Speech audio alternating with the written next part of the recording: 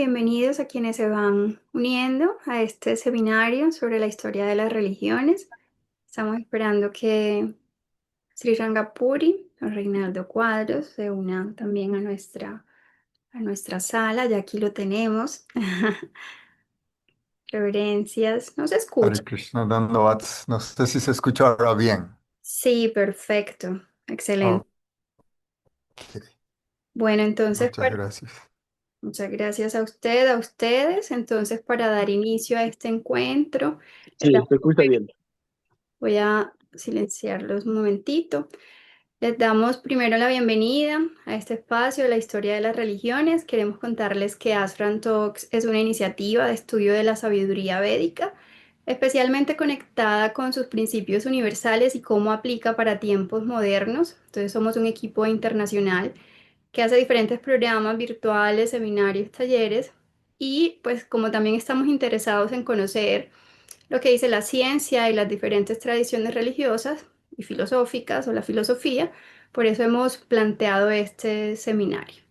¿Y quién mejor para ello que Ranga Puridas? Como ustedes vieron en la presentación del taller, que les voy a comentar a partir de allí. Él es antropólogo con el doctorado de la Universidad Libre de Bruselas. También es diplomático y practicante de Bhakti. Fue embajador de Bolivia ante la OEA, promoviendo derechos indígenas, del desarrollo sostenible, energía limpia, protección ambiental, cuidado de la madre tierra y reconocimiento de las culturas ancestrales. También Sri Rangapuri o Reinaldo Cuadros es fundador de la Fundación Biosfera Dharma y traductor al castellano del Ramayana, integrando la cultura védica con la educación contemporánea, el conocimiento ancestral, la espiritualidad, la vida ética y la práctica de valores universales. Entonces le damos la bienvenida a Rangapuri, a todos ustedes para este espacio de intercambio. Queremos hacerles un pedido antes de darle la palabra a Rangapuri y es que pueden editar sus nombres para que incluyan su país y así tengamos una mayor idea de quiénes nos están acompañando. Si pueden activar sus cámaras, mucho mejor, sería excelente para que el espacio sea mucho más personalizado. Entonces, la dinámica va a ser, pueden escribir preguntas en el chat. Sin embargo, vamos a tener un espacio inicial más que todo de exposición del devoto de Sri Rangapuri y al final también un espacio de preguntas. Entonces, sin más preámbulos, Rangapuri, Reinaldo Cuadros, Prabhu, adelante.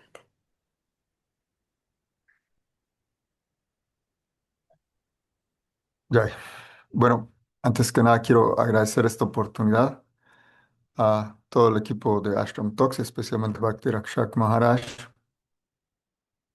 y a todos ustedes, queridos amigos, que me permiten compartir y también aprender junto con ustedes este tema que es un tema muy importante, la historia de las religiones y la autorrealización.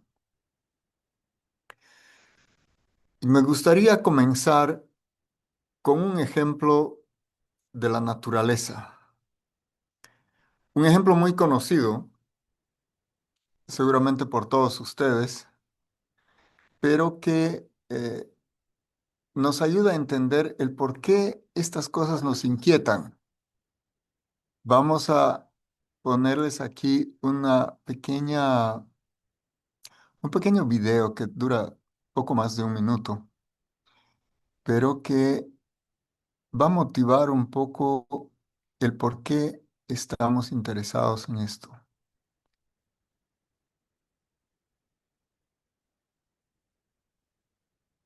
Ok, ahí.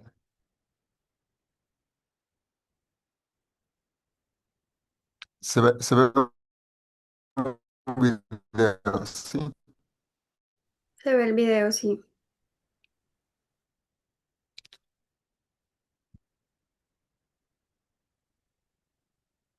Lo que estamos viendo es cómo el salmón, enfrentando tremendos obstáculos, y este pequeño pez salta hasta 4 metros en busca del origen y el propósito de su vida. Y a veces viaja hasta 6.000 kilómetros para llegar ahí.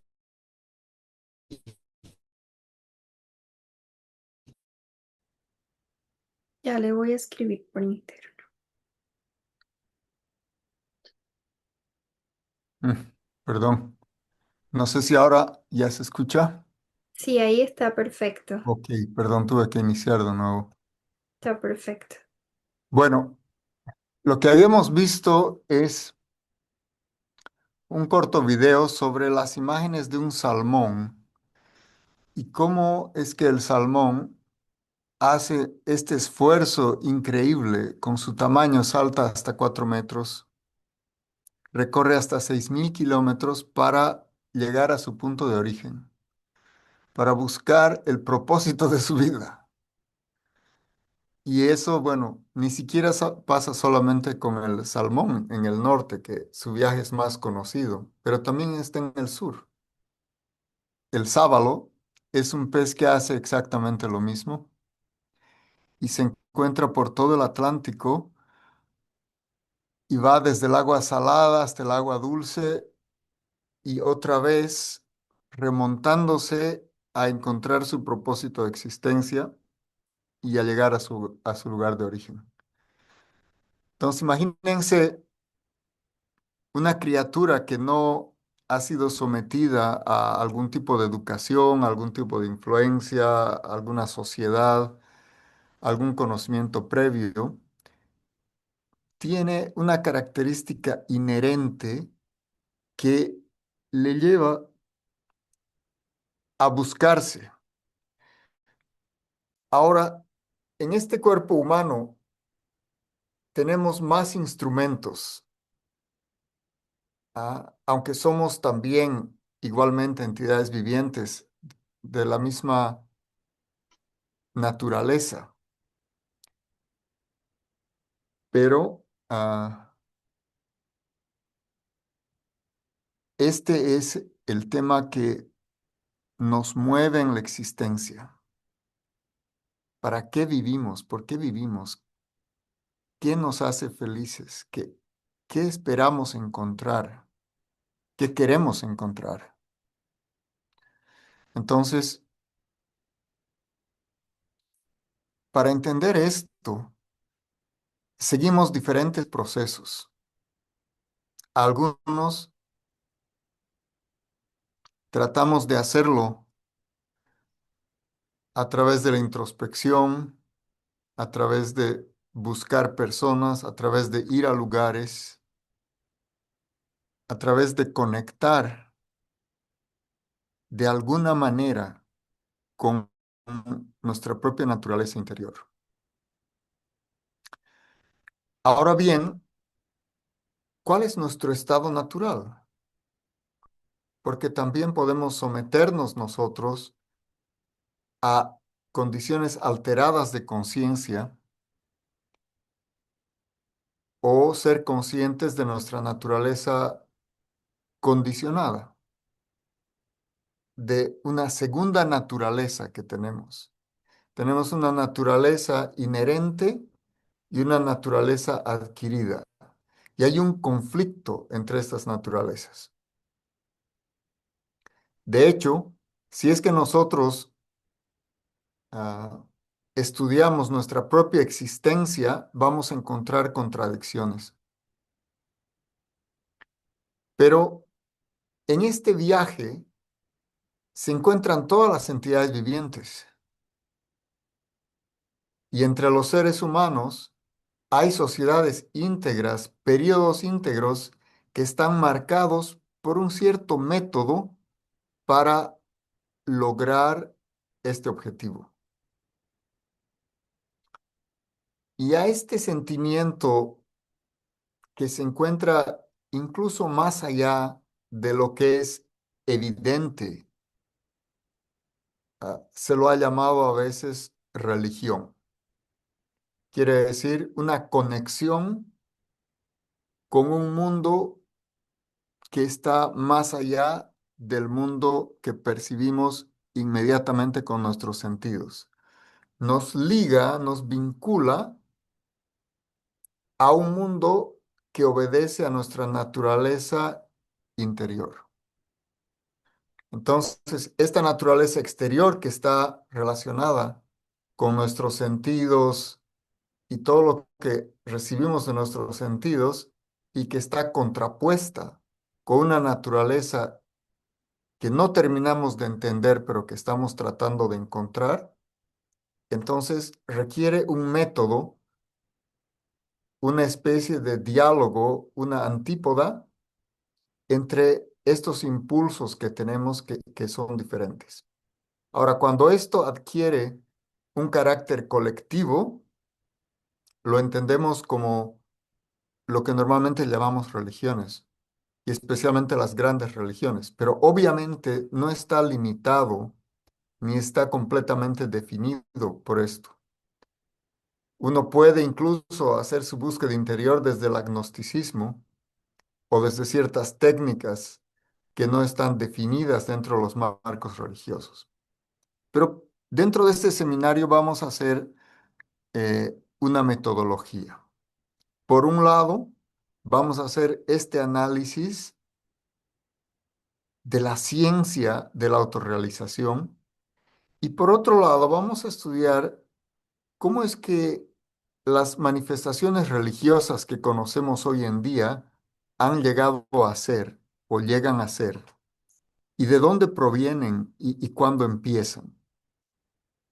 Ahora estoy un poco asustado por el tema del video porque quiero mostrarles un video, pero voy a pedir la amabilidad de Andrea para que si es que esto se vuelve un conflicto, bueno, simplemente lo voy a hacer verbal. Entonces, con el permiso de ustedes, voy a compartirles un video que está basado en un estudio de varias universidades, encabezadas por la Universidad de Yale aquí en Estados Unidos, pero que ha llegado a ciertos acuerdos sobre los orígenes y las regiones donde se han manifestado estas religiones como las conocemos hoy en día.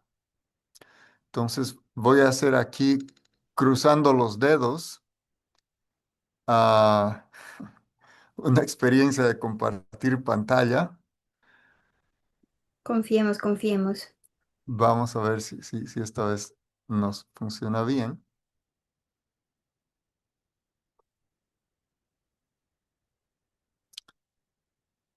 Entonces, ha habido discrepancia, pero finalmente en el mundo actual se reconoce que 5.000 años atrás, es decir, en el año 3000 antes de Cristo, se ha manifestado el primer grupo de escrituras religiosas conocidas actualmente como los Vedas, y aquí estamos viendo en luz, en un color rojo, digamos, el lugar de origen y cómo se va difundiendo en el curso del tiempo. Y claro, el mundo conoce esto hoy en día como hinduismo, aunque ya cuando veamos a detalle vamos a ver que en realidad el hinduismo es más bien un- una especie de caparazón de algo que tiene un contenido mucho más rico y mucho más específico, que es anterior incluso a estos 5.000 años que estamos analizando. Y entonces, bueno, aquí está la expansión de esta literatura y aquí hay un punto donde hay una especie de encuentro con el África. Sí, aquí en la India vemos, y por eso lo llaman hinduismo, porque en realidad no existe en el idioma antiguo la palabra India ni hindú, sino que es un nombre puesto por las personas que viven al norte del río Sindhu. Entonces, a los que viven al otro lado del río los llaman los hindus o los sindhus, pero en realidad es una designación geográfica más que ideológica. Y lo que tenemos aquí en este mapa a la izquierda es África y lo que tenemos a la derecha es Asia. Entonces, aquí se acredita más o menos unos 1000 o 1500 años después el nacimiento de Abraham en Ur. Incluso el lugar exacto donde es Ur está en discusión, pero esto sería el origen de una versión de este hinduismo que se llama judaísmo. Es una versión que en el mundo se la conoce como una versión monoteísta. No es tan variada y diversa como la versión original, por así decirlo, pero se manifiesta a través de Abraham. Ahora, aquí hay que hacer una aclaración, que los propios hebreos tienen diferentes formas de entender este origen. Algunos dicen esto se originó en el norte de África y otros dicen se originó en el Medio Oriente. Sí, le dan diferentes ubicaciones a Abraham y también le dan diferentes contenidos a estas porciones de creencias que hay. Lo que conocemos hoy en día como judaísmo es ya una expresión de muchas generaciones posteriores generadas en transformaciones en Europa del judaísmo, que son especialmente dos, que son la sefardí, en lo que se llama hoy España, y la transformación ashkenazi, especialmente en el área de Alemania.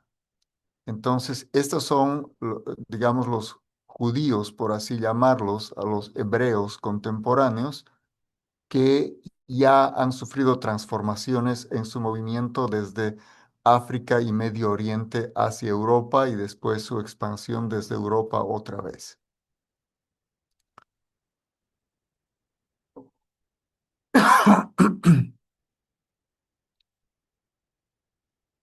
Ahora bien, ¿por qué estaban yendo estos llamados israelitas? ¿Por qué se estaban dirigiendo hacia el este, hacia el oriente? Ellos fueron esclavizados en Egipto. Egipto se encuentra al noreste de África. Y sin embargo, ah, ellos tenían la esperanza de encontrar lo que ellos llamaron la tierra prometida y que recibe el nombre de Canaán en hebreo y Cana en la lengua sánscrita, que es la tierra de Dios, ¿no? La tierra prometida, el reino de Dios con una manifestación en la tierra. En realidad se estaban dirigiendo eventualmente hasta la India, pero pasando por este lugar conocido como Canaán, que después hoy en día lo conocemos como Palestina. Entonces, en esta su búsqueda de libertad hacia el oriente, encuentran esta tierra de Canaán y finalmente conquistan, ¿sí?, este lugar y se posesionan en este sitio.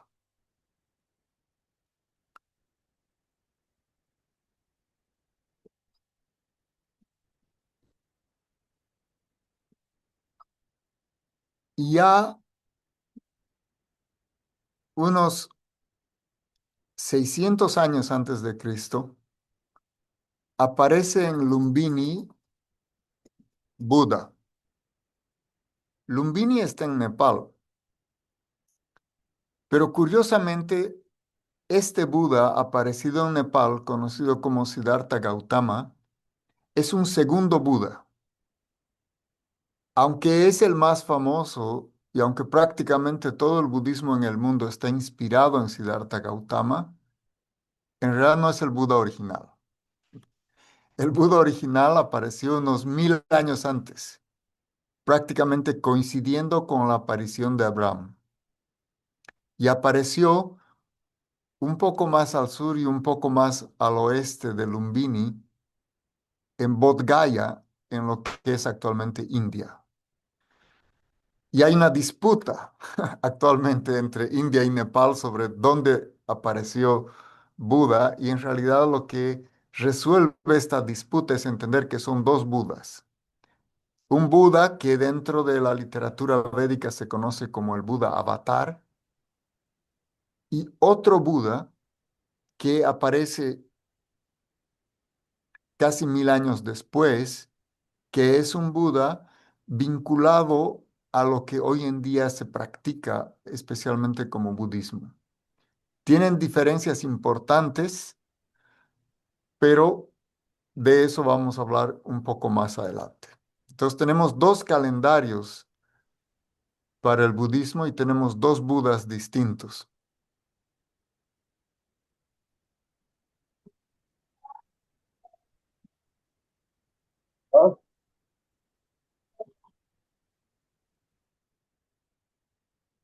Ahora bien, el budismo es una versión simplificada otra vez de esta misma fuente que la estamos llamando provisionalmente hinduismo porque es como la gente la conoce.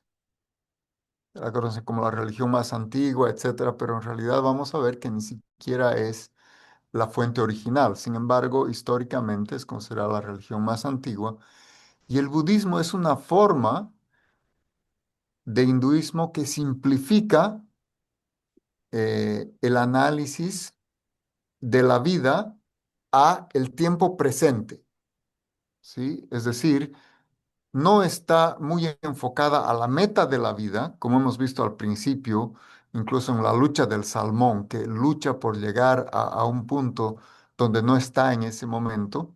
Pero entonces en esa lucha, eh, este budismo más conocido por todas partes, en realidad dice, deja de luchar, ¿sí? Simplemente trata de eliminar el deseo, esa ansia que te mueve a hacer diferentes cosas. ¿Sí? Y sé feliz en el presente. Entonces, ese es un mensaje. Pero el Buda original tiene el mensaje de que tu comportamiento y tu conciencia deben estar incluso por encima de las tradiciones religiosas. Y el primer Buda protesta por la matanza de los animales y se compadece por los animales. Y porque algunas escrituras incluso hablan de un sacrificio animal, entonces este primer Buda dice, si esas escrituras te inducen a acciones que no condicen con tu conciencia, mejor no las tomes en cuenta. Entonces, niega la autoridad de las escrituras este primer Buda. Y bueno, extrae partes que hoy en día se llaman ética, ética en el comportamiento, en el pensamiento, y se refiere a los valores que puedes practicar en el presente que se encuentran dentro de estas viejas escuelas. Y vamos a seguir en el tiempo.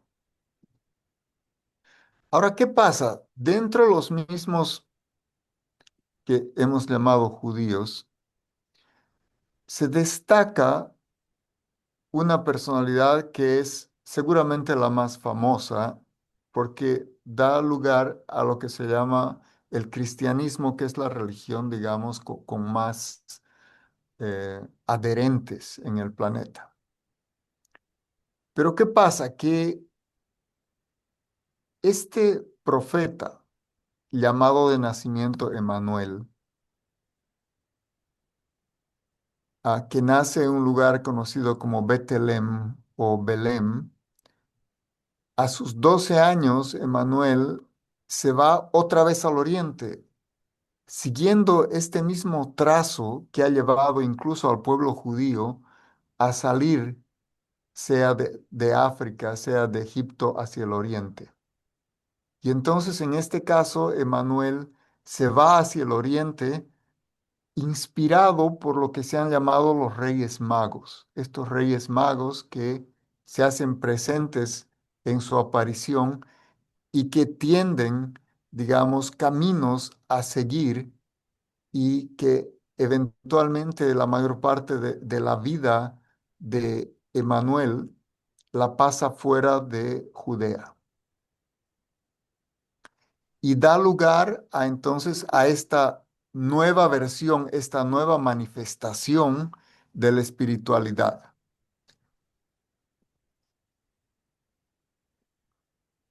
Ahora, cuando lleguemos al tema, vamos a ver que hay diferentes versiones, diferentes interpretaciones de en qué consiste este sacrificio o en qué consiste esta enseñanza cristiana. Pero bueno, ese es un tema muy específico. Pero entonces, históricamente, lo que se conoce en el mundo es que sería una tercera versión del hinduismo, ¿sí? Entonces, está la primera versión en el judaísmo, la segunda versión en el budismo y la tercera versión en el cristianismo, que tiene además elementos de los anteriores. Algunos conectan la enseñanza cristiana con el budismo, hay personas que conectan la enseñanza cristiana con el judaísmo y hay personas que conectan la enseñanza cristiana con el origen mismo del hinduismo. Y técnicamente se entiende que las escrituras que se han desarrollado a partir de Cristo están basadas en un libro o una colección de libros que los estudiosos alemanes han abreviado como el libro Q, que quiere decir cuele. Es una fuente, esa es la traducción literal, es una fuente en la que se han basado todos ellos, una fuente que normalmente no se identifica, no se publica y no se divulga.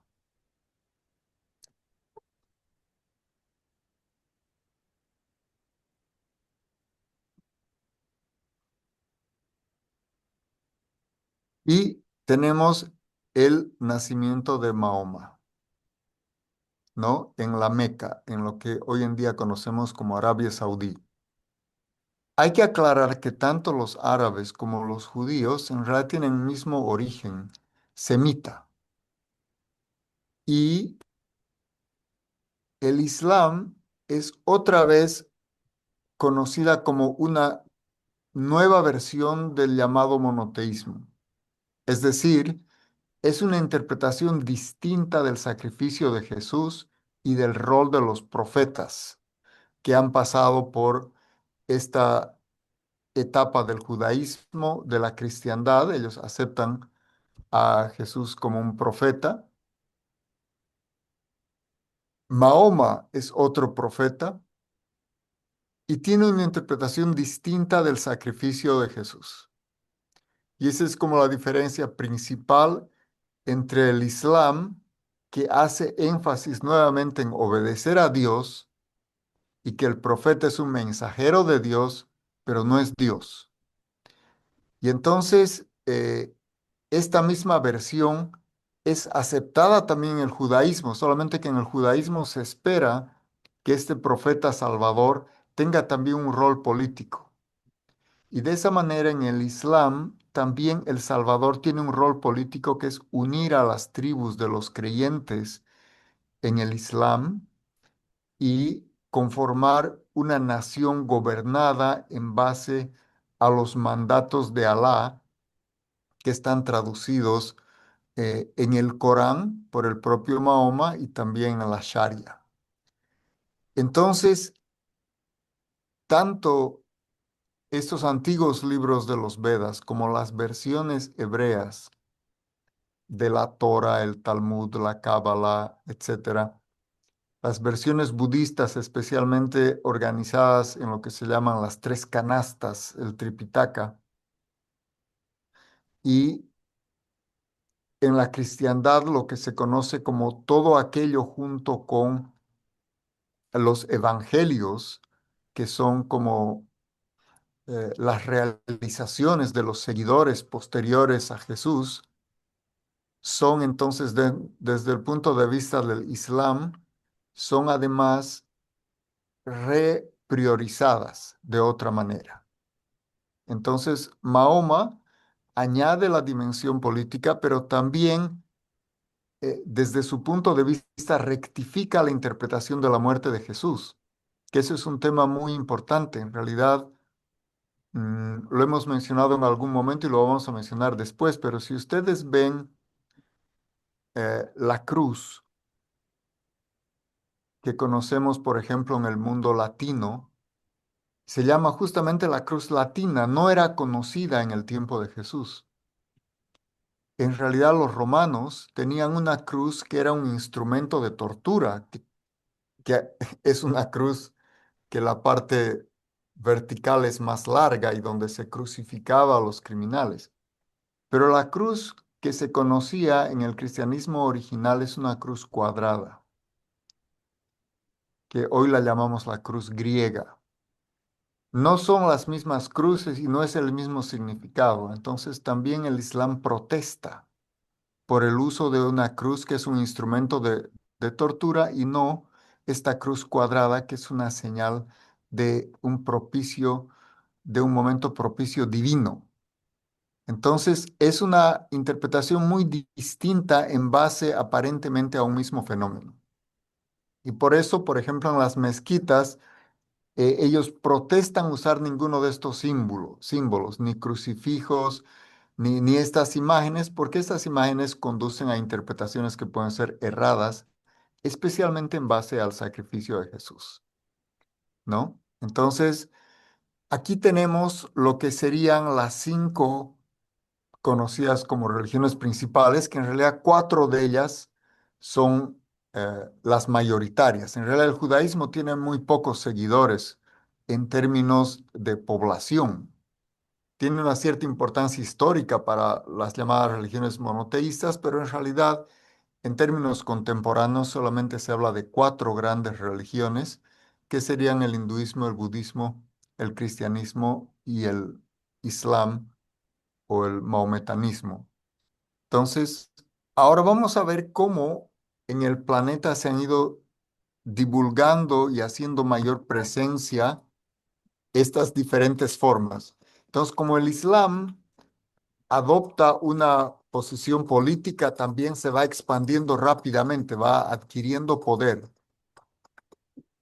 ¿no? Y la cristiandad también, y ahí viene la guerra de los cruzados, y otra vez hablando de cruces. Entonces, es una pugna especialmente entre estas interpretaciones sobre la toma de control de las poblaciones y los gobiernos. Y después con el llamado descubrimiento de América, entonces el cristianismo se expande a América y se vuelve en América, digamos, la religión mayoritaria.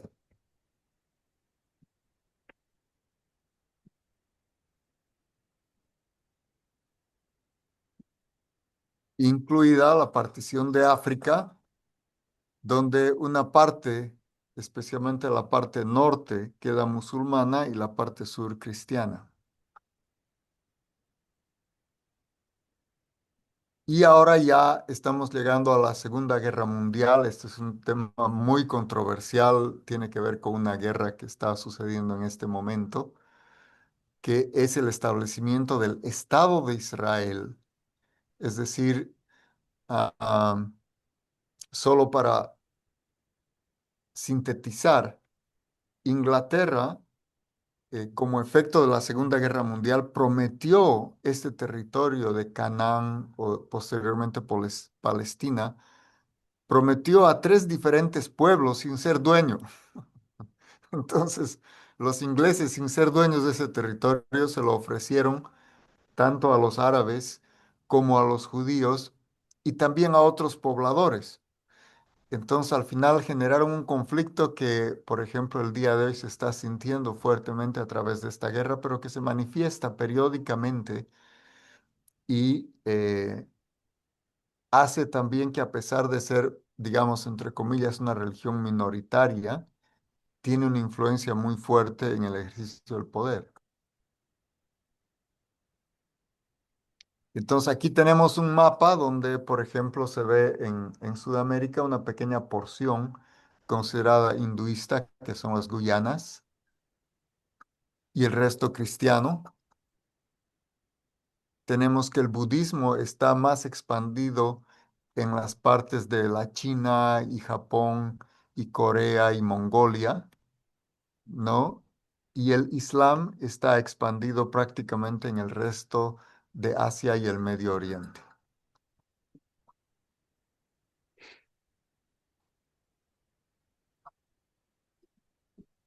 Entonces, de un mapa prácticamente vacío que se muestra 5.000 años atrás, a este mapa que abarca toda la región que nosotros conocemos del territorio de este planeta Tierra, entonces ya prácticamente todas las zonas están de alguna manera identificadas con una de estas grandes cuatro religiones. Y claro, han participado en esta investigación, ¿no? Especialmente la Universidad de Yale y la Universidad de Utah y de Pensilvania, pero esto es lo que en términos académicos actualmente se reconoce. Hay gente que tiene sus propias versiones sobre el tiempo en que estas cosas han ocurrido, pero para nuestros estudios nos vamos a basar en aquello que está académicamente, digamos, aceptado, de tal manera de hacerlo compatible con los estudios contemporáneos. Bien, entonces, con esto lo que hemos querido hacer es iniciar brevemente lo que va a ser nuestra discusión en este seminario. Por un lado, ¿cuál es este fenómeno inherente de la búsqueda de nuestro propósito de existencia y nuestro origen? Y por otro lado, ¿cómo es que estas manifestaciones religiosas no solamente tienen un contenido, sino tienen un credo, tienen un espacio geográfico, tienen un espacio social y eventualmente tienen también un espacio político en el funcionamiento de este mundo? Entonces, nos lleva a dos diferentes ámbitos de discusión. Hay un ámbito que normalmente lo llamamos científico, pero es básicamente el establecer coordenadas en tiempo y espacio, pero está el otro ámbito que es el de los contenidos, que es un ámbito más filosófico. Aunque la filosofía es la madre de la ciencia, entonces expandiendo también el término de la filosofía, que va más allá de la epistemología y la tautología, que es establecer qué es cierto y de qué manera se ha llegado a concluir esa certidumbre. Entonces vamos a mirar, vamos a dar estas dos miradas en este análisis. Y queremos estar abiertos a las formas que tengan ustedes de inquietud. Entonces vamos a tener un espacio de preguntas, pero también queremos utilizar para redondear la idea de lo inherente, por ejemplo, el agua. El agua líquida es el estado natural fluido de de este líquido elemento. Y el agua líquida es la forma en la que el agua tiene mayor efecto, ¿sí? Por ejemplo, nosotros bebemos agua. No podemos nosotros tomar el agua en sus otros estados. El agua puede manifestarse en estado gaseoso, que de hecho está en el aire, pero es como una forma impersonal, ¿sí? Aquí en el aire, aquí está el agua. Se conoce como humedad, pero nosotros no lo podemos percibir y no podemos saciar nuestra sed con aire. Y el otro estado extremo es el estado sólido del agua, como el hielo, que lo mismo no tiene un comportamiento muy distinto que cualquier otra sustancia sólida, ¿sí? Entonces, vamos a ver que el agua en su estado natural líquido manifiesta todo su potencial. Entonces, a eso también se lo llama Dharma, que sería el término que estamos utilizando, que es previo a la existencia del hinduismo y de todas estas religiones, que se llama la característica natural del ser o del alma. Entonces, este Dharma es esta cualidad natural, funcional y dinámica que tiene la entidad viviente, más allá tanto de su estado condicionado, que en este caso la analogía del estado condicionado es el hielo, que es un estado temporal y que no tiene efectos en el comportamiento. Y el otro estado es el estado impersonal, en el cual el agua está difundida por el aire y no tiene esta sensación ni este efecto de saciar esta necesidad de la sed.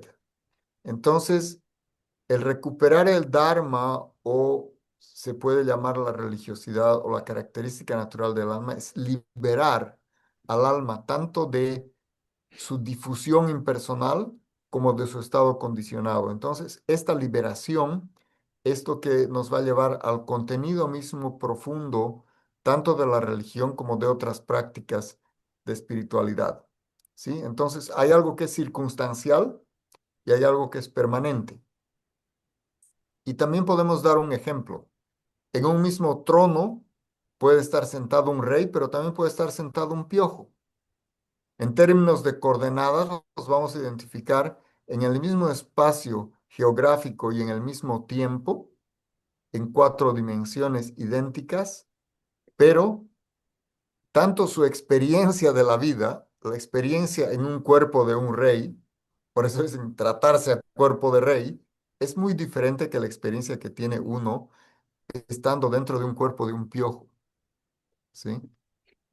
Puede que estén en el mismo lugar, puede que estén coincidiendo en el tiempo, pero sus estados de conciencia son tan diversos que no solamente por sí mismos, sino por la percepción de los demás, ¿sí? Cómo percibe una persona a un rey y cómo percibe una persona a un piojo. Son cosas muy distintas, aunque pueden estar compartiendo una dimensión idéntica. Entonces, vamos a usar estos dos métodos de análisis. Y vamos a hacer un análisis muy respetuoso de las diferentes religiones e incluso sus formas de saludo. Entonces, si vamos a hacer un repaso de lo que hemos visto en el video, podríamos saludarnos así como Hari Om Tat Sat o Om Mani Padme Om, Shalom Aleichem, o Dios está contigo, o podríamos decir Shalom Aleikum o Hare Krishna. Entonces, muchas gracias a todos ustedes por estar conectados y participar. Y ahora sí, estamos atentos a las preguntas que quieran plantear. Entiendo que las han subido aquí, seguramente al chat. Aquí sí vamos a necesitar la ayuda de Andrea Ishtadevi, que es la campeona de estas Bueno, cosas. aquí yo los he invitado a compartir sus preguntas o a activar el micrófono si quieren compartir. Aquí no nos han escrito. MTS envió el enlace al video en YouTube, Ujú. entonces estamos a tiempo para que quienes quieran preguntar, conversar en estos últimos minutos.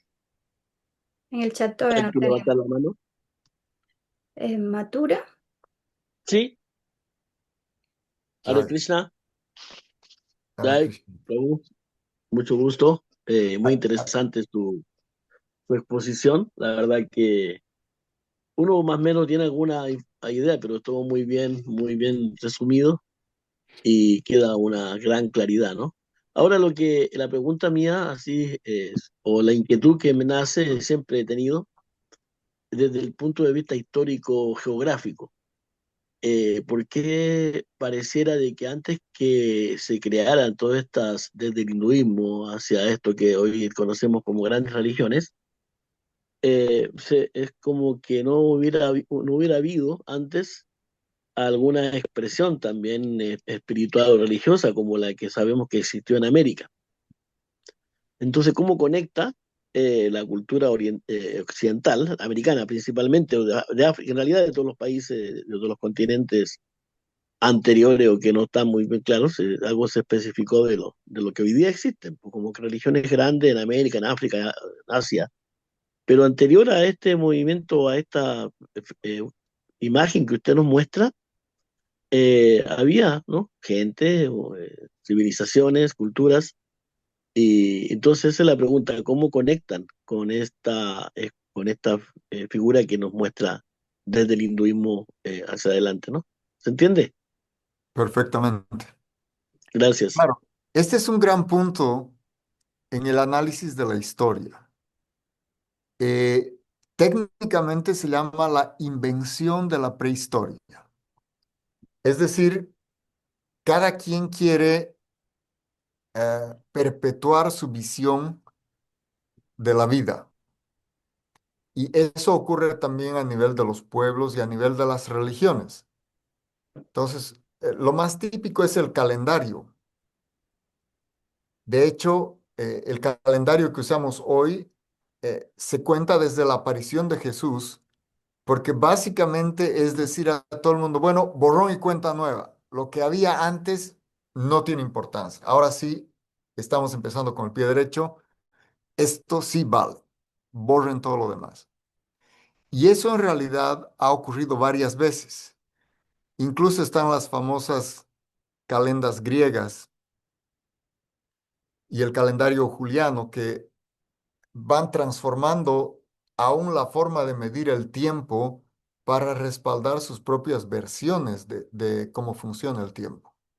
Entonces, hay dos cosas. Primero, hay un interés premeditado de borrar la historia para favorecer alguno de los intereses. Eso es un hecho. Pero por otro lado, también debemos entender que la expansión de las religiones también genera una expansión de conflictos por diferentes puntos de vista. Muchas de las guerras que ha habido son guerras religiosas. Entonces, ¿cómo se gobernaba el mundo antes cuando no habían estas divisiones? Entonces, esa es buena parte del análisis.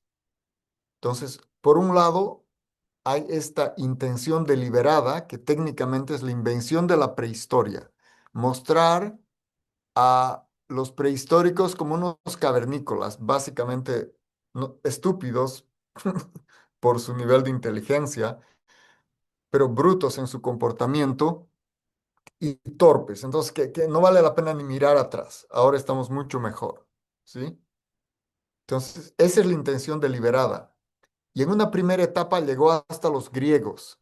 Y por eso nos alegramos que hoy se extienda un poco más allá la historia. Entonces, especialmente desde el punto de vista de Europa, se decide, ok, los griegos son nuestros parientes, bueno, aunque no son parientes con los cuales se está muy agradecidos, casi ni los reconocen en la Unión Europea, pero digamos que queremos presentarlos como nuestros ancestros, como quien escoge el retrato de su abuelo.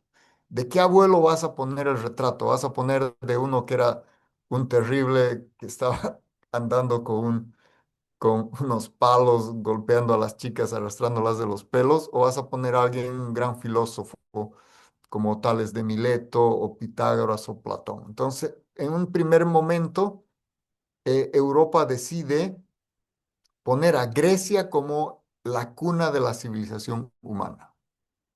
Y entonces se remonta a la historia, ok, 1000 años antes de Cristo, no hay más. Ahí paren de contar. ¿Y por qué? Porque Jesús hablaba griego. Entonces, el griego es parte de la historia que no se puede borrar, pues, lamentablemente, digamos, o afortunadamente. Entonces, las mismas enseñanzas de Jesús están en griego y tiene que empezarse de ahí. Y se empiezan a utilizar palabras griegas incluso para describir lugares.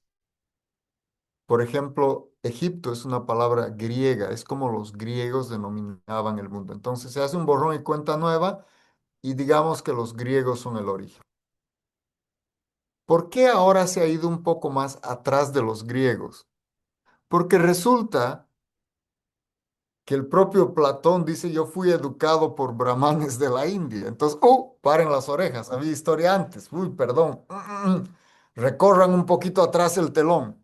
Y han tratado de recorrer muy poquito. De hecho, también de manera específica, por ejemplo, el propio Jones, que es uno de los primeros interesados en esta cultura, pero que tenía una fuerte inclinación a favorecer el cristianismo, no quieren reconocer inicialmente escrituras de 5000 años. No, por favor, no hablen de eso. Entonces, él trata de reducir 1200 años mezclando dos Chandraguptas diferentes, ¿sí? Entonces, no, es el mismo Chandragupta, entonces borran 1200 años de historia. Entonces, hay muchos esfuerzos deliberados para no dar este mérito. Y también hay todavía hoy un esfuerzo deliberado para no dar mérito al contenido mismo del Veda que habla de historias previas.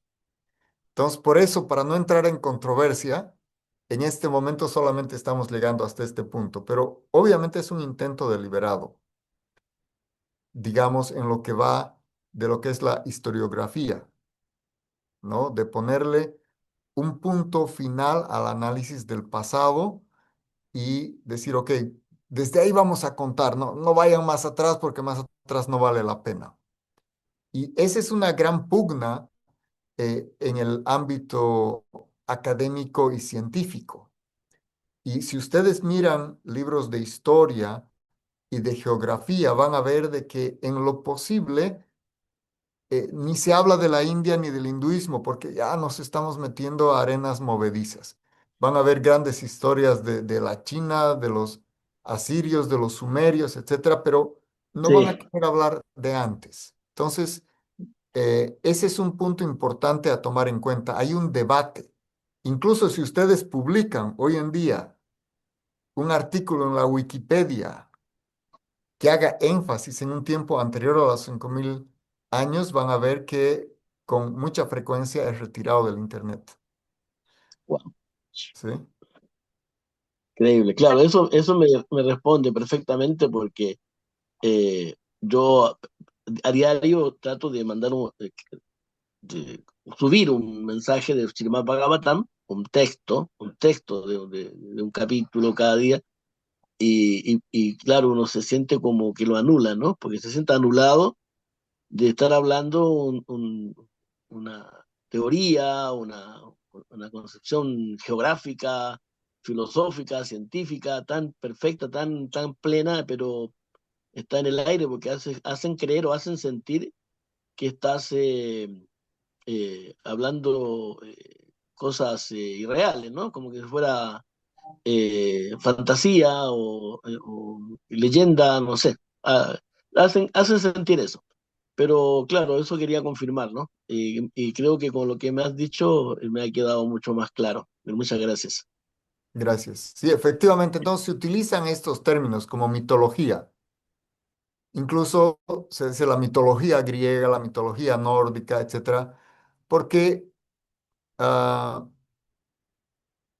no hay nada, digamos, que se quiera aceptar que es muy antiguo, ¿no? Digamos, son cosas así vagas, incluso aquí en relación a las culturas prehispánicas, ¿no? Aquí se ha hecho mención en uno de los comentarios a mayas, aztecas, incas, etcétera. Entonces, hay una resistencia al estudio del pasado, especialmente si es que este pasado va a tener dos efectos.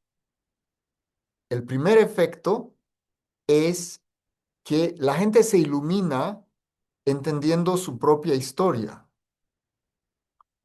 Por ejemplo, si alguien es, digamos, judío, seguramente le gustaría conocer y eventualmente qué es lo que se enseñaba antes. Si alguien es cristiano, seguramente querrá saber y qué realmente dijo Jesús. Si alguien es musulmán, dirá, y bueno, ¿y qué es lo que finalmente Mahoma dijo? No, nadie quiere estar satisfecho solamente con versiones de segunda o tercera mano o de cuarta mano, por un lado. Entonces, satisfaría los sentimientos de las personas en cuanto a su propia creencia religiosa o espiritual o tradicional. Pero eso no conviene, porque no hay conflicto. Y cuando no hay conflicto, no hay ganancias. Dice en río revuelto ganancia de pescadores. Entonces, de alguna manera también se trata de generar conflicto. Un ejemplo específico, y justamente en India, es que no había conflicto entre musulmanes e hindúes, pero había que generar ese conflicto porque se nos estaba yendo de la mano el control de ese territorio. Entonces se genera un conflicto. No, deberían pelearse, ¿no? Pues o ellos tienen la razón o ustedes tienen la razón, no se dejen, etcétera. Entonces se atiza un conflicto. No había conflicto entre árabes e israelíes porque son de la misma raíz. pero se atiza un conflicto porque ese conflicto genera ganancias. Y finalmente está también la otra gran razón, que si tú revelas el origen, es como si tú eres un comerciante minorista y cuentas de dónde compraste al por mayor. Pierdes el negocio. Se te arruina todo. Tú si vas a vender algo, no vas a decir, miren, yo le estoy vendiendo en 200, pero en realidad lo compré en 50. ¿Y saben dónde lo compré? Allá. Chao, chao clientes. Perdiste todo el negocio. Entonces, siempre se necesita, incluso es una necesidad en el mundo de los negocios, mantener un misterio sobre el origen de las cosas. Entonces, ya sea desde el punto de vista ideológico o hasta el punto de vista económico, se necesita mantener un cierto misterio y una cierta originalidad en una nueva versión. La versión 3.0 es mejor que la 1.0, ¿sí? Ya la hemos mejorado, estamos avanzando. Entonces, hay esta noción también. Ok, bueno, perdón, no sé si me extendió demasiado, pero ahora sí dependo de Andrea, que me va a poner en mi sitio. Ah, bueno, acá tenemos Siguiente. dos comentarios más. El primero de Mind You dice, sería bueno que nos comente sobre las religiones animistas como las primeras formas de espiritualidad antes de las religiones monoteístas. No sé si quisiera comentar algo al respecto de este comentario. Vamos a llegar ahí. Vamos a llegar ahí a cuando estudiemos diferentes, eh, digamos, conjuntos sean de creencias, de teorías, eh, que agrupan a las personas. Sí, claro que lo vamos a abordar. Gracias. Bueno, y el otro comentario, usted mencionó un poco, dice MTG, en América se considera a los aztecas, mayas e incas como grandes civilizaciones. ¿Qué vestigios de las religiones que estos profesaban podemos rastrear, incluso en adaptaciones en las 5 religiones identificadas en el video? O sea, lo que pasa es que estos pueblos es como en una gota, en un vaso de agua y estaba tentado a entrar un vaso de agua para mostrarlo. El agua es la misma, ¿sí? Pero tienes dos vasos de agua transparentes y en uno le pones una gotita roja y en otro le pones una gotita azul y parece completamente distinto. Es la misma cosa. Entonces, cuando ya analizamos el carácter inherente de la práctica, en realidad es la misma. Podríamos decir, volviendo al ejemplo del pez, es la misma lucha de la entidad viviente para conectarse con su origen, con su fuente, con su destino, con su propósito.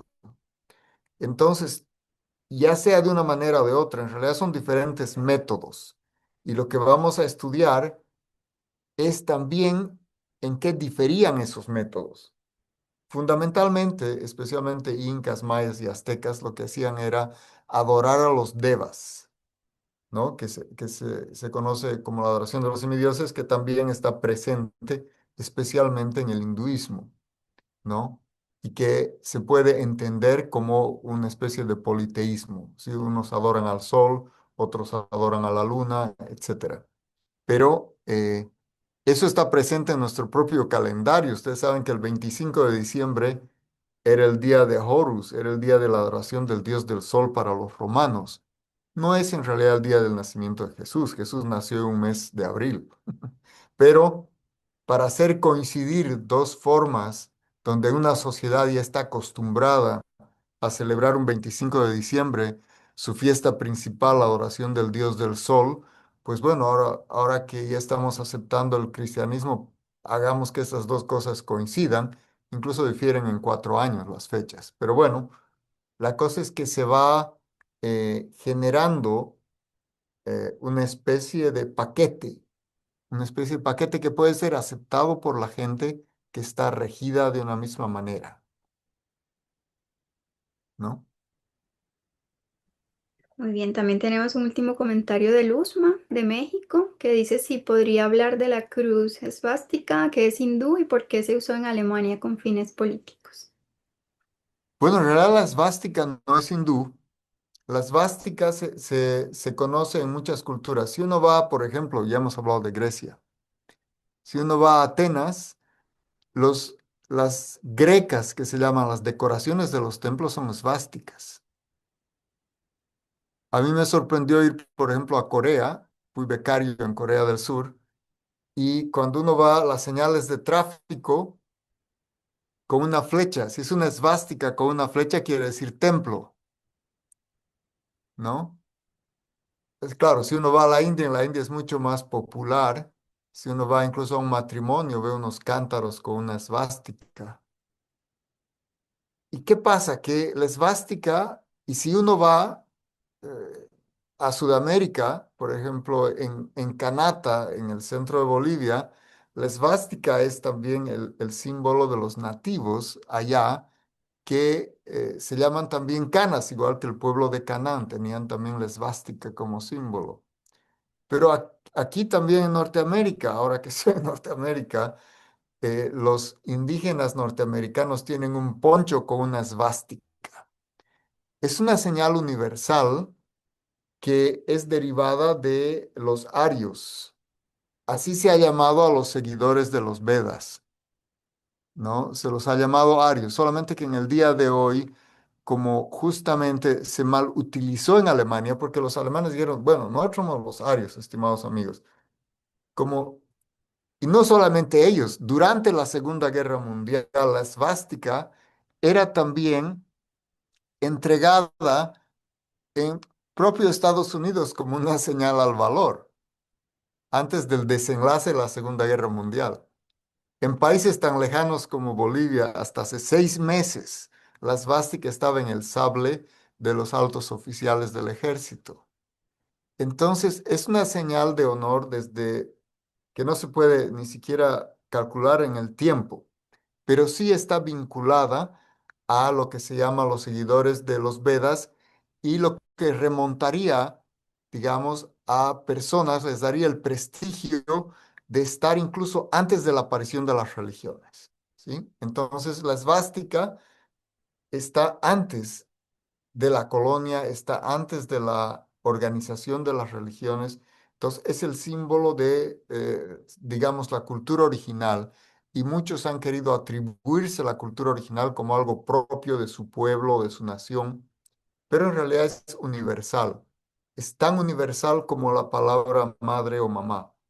Entonces, la esvástica es una señal muy antigua que se ha asociado con los seguidores de los Vedas, que técnicamente se los llama arios. La parte que llamamos India hoy se llama Aryabharta, donde viven los arios, que se reconoce como una altísima civilización. Entonces, todo el mundo, antes se peleaban, antes de que termine mal o bien la Segunda Guerra Mundial, todos se peleaban por ser los arios. Ese mismo símbolo era una señal de honor en el ejército que peleaba contra los alemanes también. Entonces era quién pone la esvástica más grande. Entonces Hitler ponía unas esvásticas gigantescas en fondo rojo y que sean muy visibles. Decía, no, nosotros somos los verdaderos. Pero ya les digo, desde que vayan a Grecia o vean un templo griego o vayan a Sudamérica y vean cómo tenían ese símbolo, o van a Norteamérica, o van a donde vayan en el mundo, van a Corea. Entonces, es un símbolo antiguo, eh, anterior a las religiones, anterior a las divisiones políticas de los estados. Entonces, por eso lo vamos a encontrar en muchos lugares. Igual que la cruz cuadrada. Algunos lo llaman la cruz gamada, que está también vinculada a tiempos anteriores a Jesús. ¿Sí? Entonces, son cruces distintas y vamos a llegar a un momento en analizar esto de las cruces, porque es un punto muy importante. ¿Qué clase de cruz, qué significaba y por qué hoy día la cruz, algunos la usan y otros la rechazan y unos la usan de manera diferente? La cruz también es una forma de esvástica. Bueno, muchísimas gracias. Muy agradecido a todos por su participación. Me siento muy honrado y aquí veo también almas de bien, a amigas, conocidos, y espero que sigamos avanzando en este seminario el próximo sábado y vamos a tratar de evitar los inconvenientes técnicos que hemos tenido hoy. Y muchísimas gracias, Andrea Ishtadevi, un servicio increíble y que estén todos muy bien.